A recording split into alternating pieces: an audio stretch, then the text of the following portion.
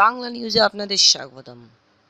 যারা তালাকের গুঞ্জন ছড়াচ্ছেন তাদের বিরুদ্ধে আইনি ব্যবস্থা নেবেন অপু বিশ্বাস। আর যা বললেন সাবেক অপু বিশ্বাস হার্লের ফিল্ম পাড়ার অন্যতম উচ্চারিত শব্দ যুগল এটি।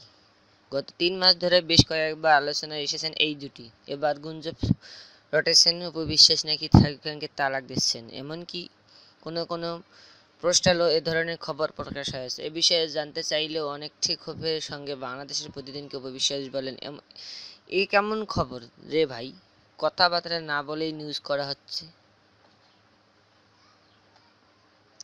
তাও কি না তালাকের মতো সেনসিটিভ বিষয় নিয়ে। এ ধরনের ইস্যু নিয়ে কিভাবে ভিত্তিহীন সংবাদ প্রকাশিত হতে পারে তা আমরা বোধগম্য নয়।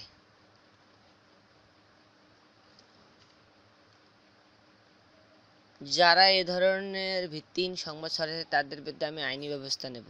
অপু বিশ্বাস আরও বলেন, মন গড়া সংবাদ নিয়ে অনেকেই পাঠক টানার চেষ্টা করে,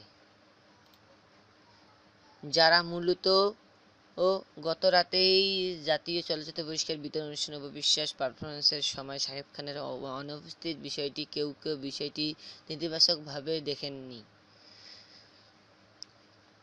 আর এরপর থেকেই নানা রকম গুঞ্জন বেগবান হচ্ছে মিডিয়া পাড়ায়।